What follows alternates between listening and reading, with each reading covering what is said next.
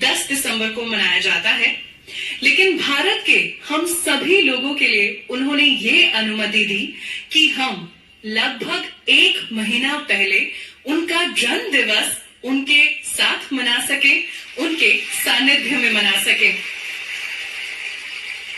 जन्मदिन के अभिनंदन समारोह में शामिल होना हम सबके लिए एक बेहद यादगार क्षण है। 10 दिसंबर को प्रेम रावत जी अपने जीवन के 65वें वसंत में प्रवेश करेंगे। प्रेम रावत जी, आपको आपके जन्मदिन पर हम सभी की ओर से ढेरों शुभकामनाएं।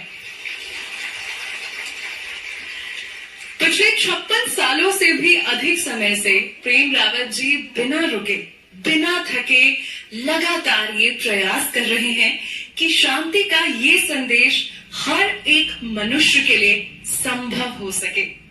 और मुझे भी उनकी मेहनत को करीब से देखने का अवसर तब प्राप्त हुआ जब मार्च अभी 2022 में ही मैं एक कार्यक्रम में एक एंकर के रूप में उसका हिस्सा बनी और मैंने देखा कि बहुत ही कम समय में भारत के अलग अलग शहरों में उन्होंने कार्यक्रम किए जहां लाखों लोगों ने उन्हें सुना। उनकी मेहनत और उनके जज्बे को सलाम।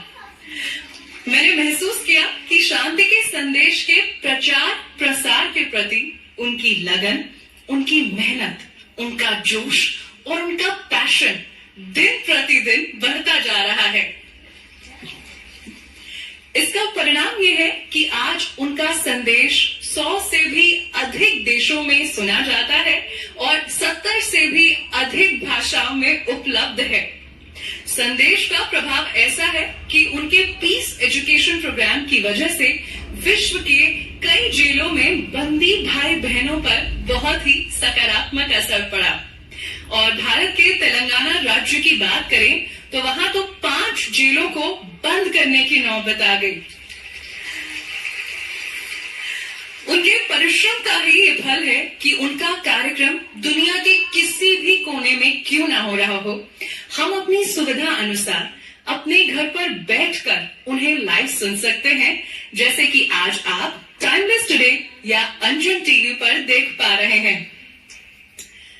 हर साल प्रेम रावत जी अपने श्रोताओं तक खुद पहुंचते हैं और संदेश की यात्रा में नई नई चीजों को जोड़ते रहते हैं। जैसे इस साल ज्ञान दोहराना यानी कि नॉलेज रिव्यू के कार्यक्रम का हम सभी घर बैठे बैठे हिस्सा बन पाए। ये लिस्ट तो वैसे बहुत लंबी है और इसके बारे में हम विस्तार से फिर किसी और दिन चर्चा करेंगे। आइए कार्यक्रम को आगे बढ़ाते हैं और देखते हैं वीडियो शांति एक संकल्प।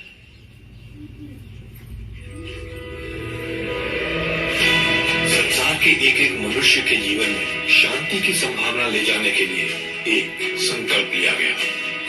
अगर इसके इतिहास के कुछ पन्नों को पलट कर देखें तो इसकी शुरुआत होती है सन 1900 के प्रारंभ से, जहां स्वामी स्वरूपानंद जी महाराज ने अपने गुरु परमहंस स्वामी अद्वैतानंद जी महाराज के शांति के संकल्प को आगे बढ़ाना शुरू किया।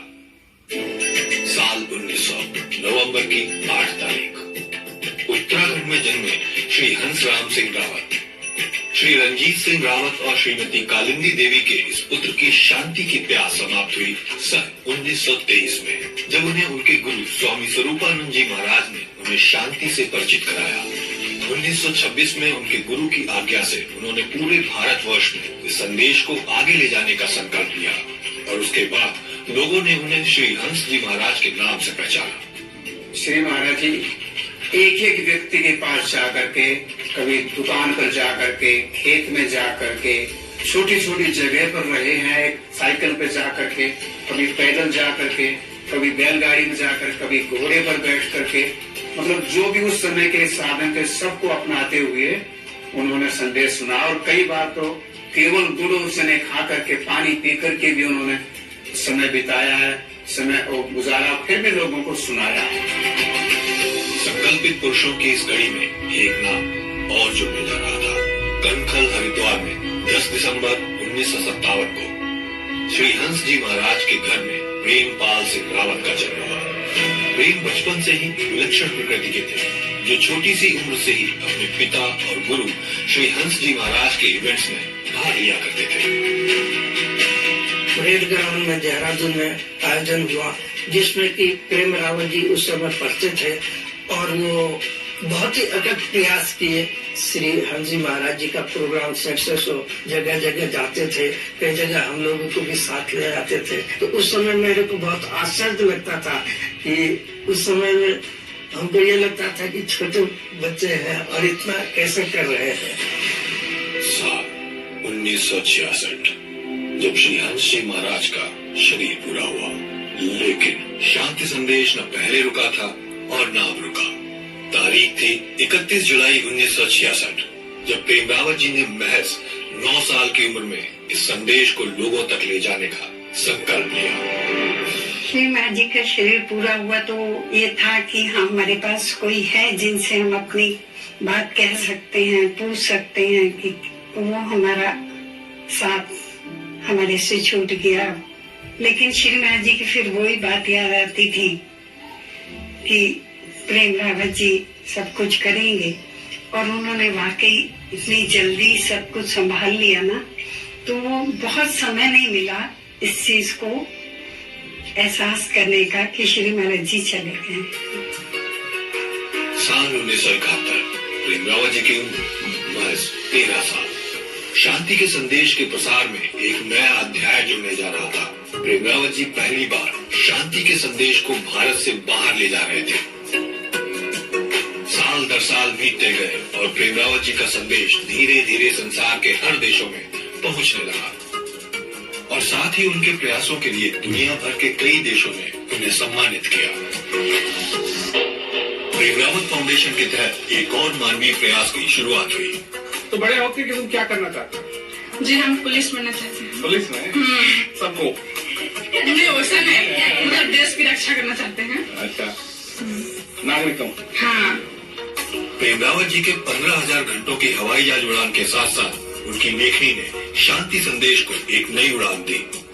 दुनिया को पाना है हमें, लेकिन उसमें कहीं हम खुद को खो चुके हैं, तो वो खुद को वापस पाने के लिए कि who am I, how can I realise myself, उसमें इस बुक ने मुझे बहुत बहुत हेल्प किया है।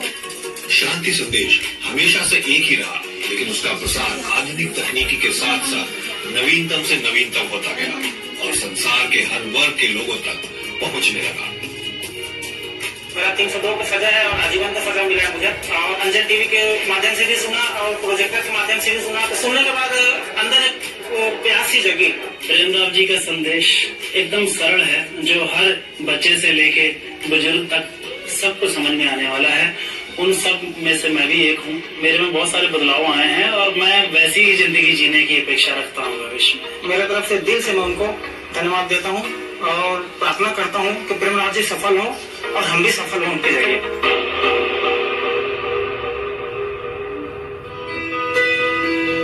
जब पूरी दुनिया थम चुकी थी, तब भी प्रेम रावत जी का शांति के लिए संकल्प जारी रहा। लॉकडाउन के समय उन्होंने अपने संदेश से लोगों को हिम्मत दिलाई, जिसकी उस समय सबसे ज्यादा जरूरत थी। श्री प्रेम रावत जी ने जो लॉकडाउन सीरीज स्टार्ट करी थी, तो वो सीरीज में जो है हमें बहुत हिम्मत दी इस समय, और उस समय जो है काफी कुछ हमें और जिंदगी के बारे में समझने का मौका मिला। आज जब एक बार फिर दुनिया खुल चुकी है, तो ऐसे में शांति संदेश कहीं अधिक तीव्र गति से इस संसार में लोगों के बीच सफर करना शुरू कर चुका है। आपने जो कुछ मुझे उपहार दिया, उस उपहार ने मेरे पूरे जीवन के संघर्ष को एक मायने दिया। उनको देख के प्राउड फील होता है कि हाँ, सारे लोगों को सही मार्ग पे लाने के लिए लगे हुए, तो हम भी लगे। इस उथल पुथल भरे संसार में आज इस संदेश की कीमत पहले से कहीं ज्यादा है। ऐसे में आभार है उन मनीषियों का, जिनके होने से आज भी प्रेम रावत जी के रूप में शांति का यह संकल्प निरंतर जारी है।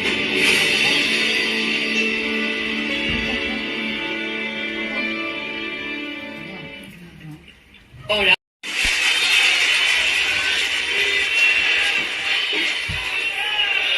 तो कहानी सुनोगे? ये वही लोग हैं जो कल थे यहाँ। तो हमने सोचा कि इस बार एक कहानी सुनाई देते हैं। कहानी सुनने की इच्छा रहती है सबकी। तो ये कहानी भी नहीं है, एक छोटा सा, ये मानो कि चुटकुला जैसा है। तो एक आदमी था और वो बहुत परेशान रहता था। रात को वो ढंग से सो भी नहीं पाता था, क्योंकि उसके मन में ये ख्याल था कि उसके पलंग के नीचे भूत रहते हैं। तो रात भर वो परेशान रहता था। बड़े बड़े डॉक्टरों के पास वो गया। डॉक्टरों ने समझाने की कोशिश की, भूत कुछ नहीं होता है।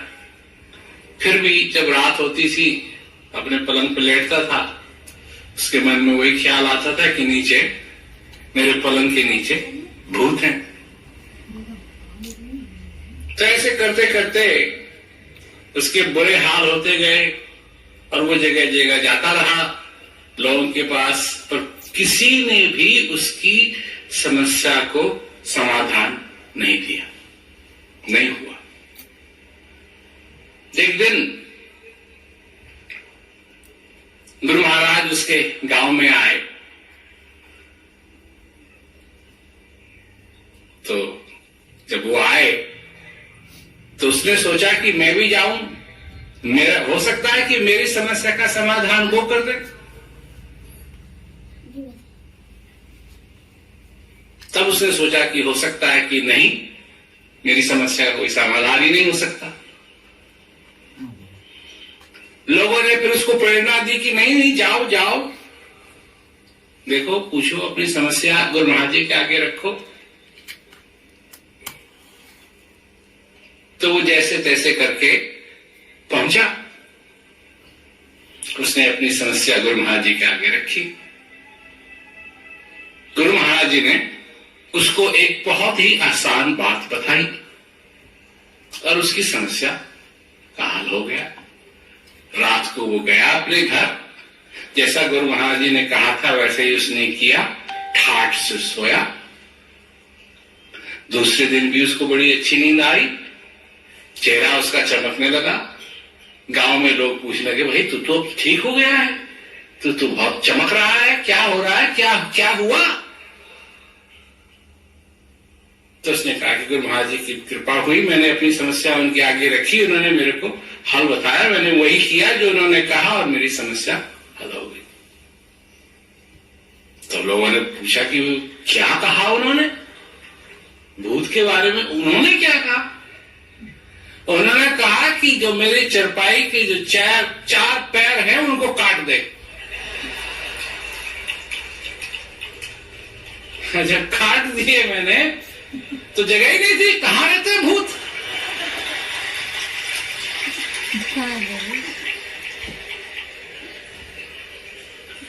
तो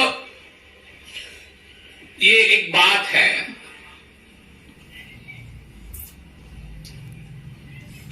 हम भी अपनी समस्याओं को लेके चलते हैं।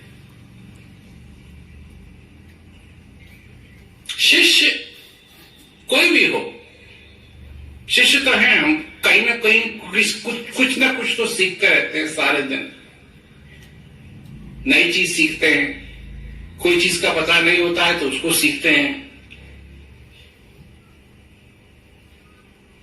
परंतु जब ये संबंध आता है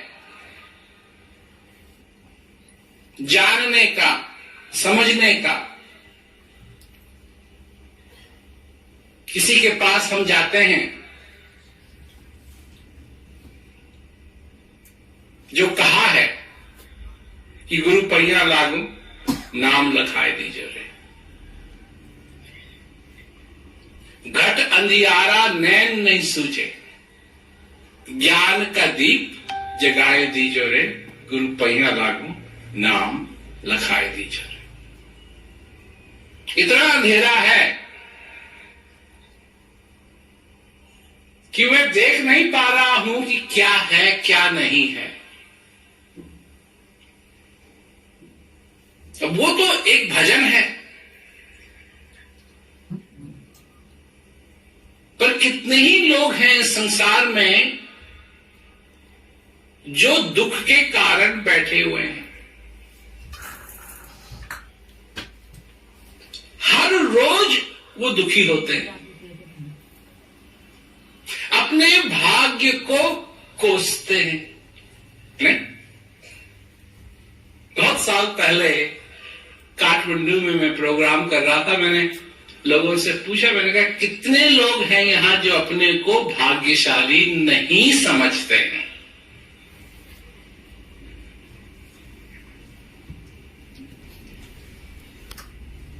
वो है वीडियो देखने वाली,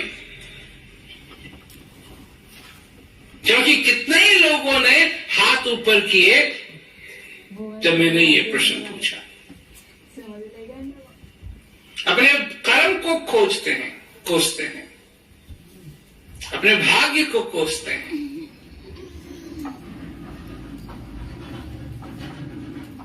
दुनिया को कोसते हैं,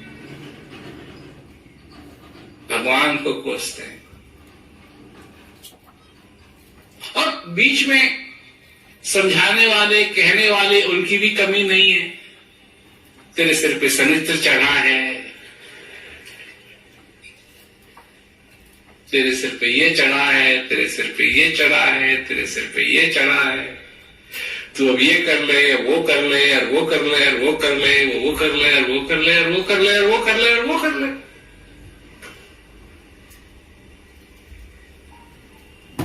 यहां हमारे यहां एक है पंडित जी,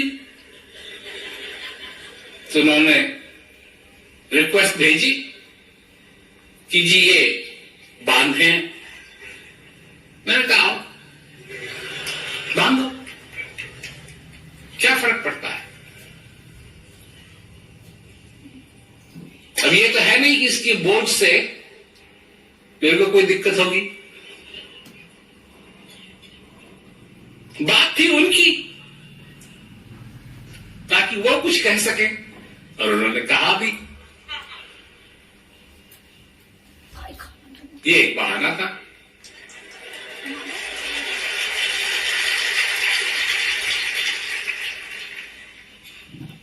हो गया, 5 मिनट लगे, हो गया। अनहोनी होनी नहीं, होनी है सो होए, और चिंता बाकी कीजिए जो अनहोनी होए।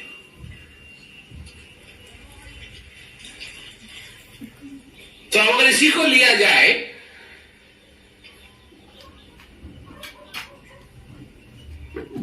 तब यहां जो लोग बैठे हैं उनको अगर मैं कहूं कि तुम जिज्ञासु हो या नहीं, तो क्या कहोगे?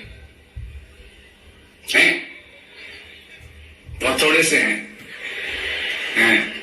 अच्छा, क्या जिज्ञासा है?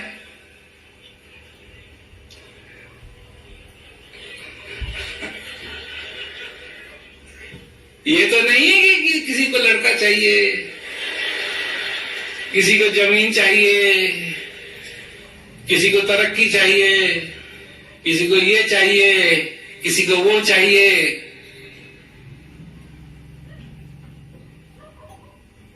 ये जानना बहुत जरूरी है कि तुमको चाहिए क्या। जो अपने भाग्य को कोसते रहते हैं उनका भाग्य बदलेगा थोड़ा ही, उनका भाग बदलेगा थोड़ा ही। भाग्य को खोसने से भाग बदलता है।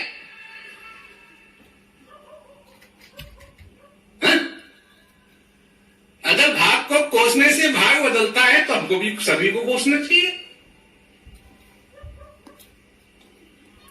उससे नहीं होता कुछ। कल मैं कह रहा था ना कि लोग जाते हैं, अब वो सभी को परेशानी रहती है गैस सिलेंडर की, नहीं? और बात यह है कि गैस सिलेंडर का कोई देवता नियुक्त नहीं किया गया है अब तक।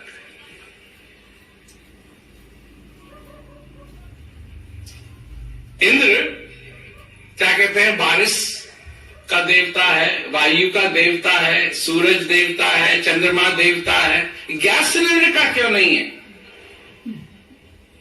उसको सबको जरूरत पड़ती है। वहां उनकी एक मूर्ति लगा दी, गैस सिलेंडर बनाने वाले लगा दें मूर्ति मेटल की, ताकि कहीं जाए भी ना वो। वहां पूजा पाठ कर लो, अपने सिलेंडर अपने आप भर जाए। ये तुमको आइडिया अच्छा नहीं लगता? हाँ? मेरे ख्याल से तो बहुत बढ़िया आइडिया है ये। तुमको कहीं जाने की जरूरत नहीं पड़ेगी। अपनी पत्नी को मंत्र सिखा दो, और जब भी गैस सिलेंडर कम होने लगे वो पढ़ेगी मंत्र, बढ़ जाएगा। खाने में कोई दिक्कत ही नहीं होगी। घर में 3-4 आदमियों को और सिखा दो। तुमको कहीं जाना पड़े तो वो पीछे से हो गया। अब आश्रम में तो बहुत सारे लोग रहते हैं, सबको सिखा देते हैं, फिर लाइन लग जाएगी बाहर। लाइन लोग अपना सिलेंडर भरवा करके ले जाए। नहीं, क्यों नहीं? क्यों नहीं? क्या और चीजों के लिए वो सब काम करेगा और कुछ चीजों के लिए वो काम नहीं करेगा?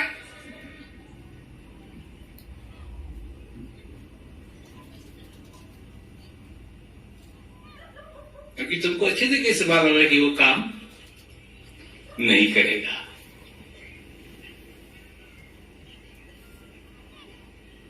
देवी आप तुमको तुम इतना विश्वास करते हो कि देवता इम्तिहान के लिए हो जाए। जैसे ही तुमको पेपर मिले, एग्जाम पेपर मिले, आंख बंद की और देवता का ध्यान करना शुरू कर दो, और वो अपने आप आके सारे प्रश्नों का उत्तर दे देगा। जैसे ही प्रश्नों का उत्तर खत्म हुआ, टीचर को थमा देना, 100 के 100 महंगे वही मिल जाएंगे। तुमको चिंता करने की जरूरत ही नहीं रहेगी। तुमको सारे उत्तरों की, जो क्या कहते हैं उनके प्रश्नों के उत्तर हैं, वो तुमको याद करने की जरूरत नहीं। सिर्फ वो जो मंत्र है वो याद करने की जरूरत रहेगी, वो सब में चलेगा।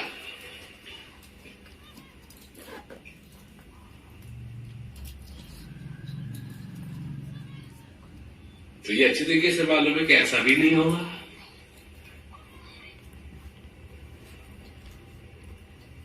तो कोई किसी चीज को कोस रहा है, कोई किसी चीज को कोस रहा है, किसी चीज को देख रहा है, कोई किसी चीज को देख रहा है, कोई किसी चीज को देख रहा है। परंतु मैं एक बात कहता हूं, अगर तुम सचमुच में,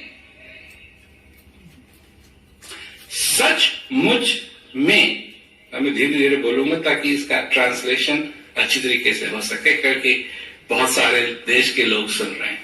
जो हंस जयंती हुई और जो कल हुआ, 85 कंट्रीज में वो जा रहा था।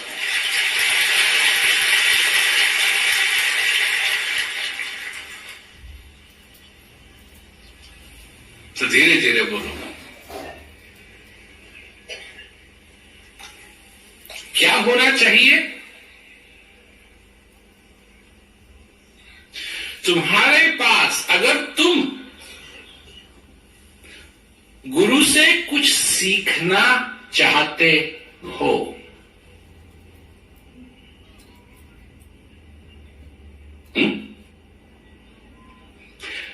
तो ऐसी युक्ति होनी चाहिए तुम्हारे पास, ऐसी युक्ति होनी चाहिए तुम्हारे पास कि गुरु को भी सिखाने में, तुमको सिखाने में मजा आए और तुमको भी सीखने में मजा आए।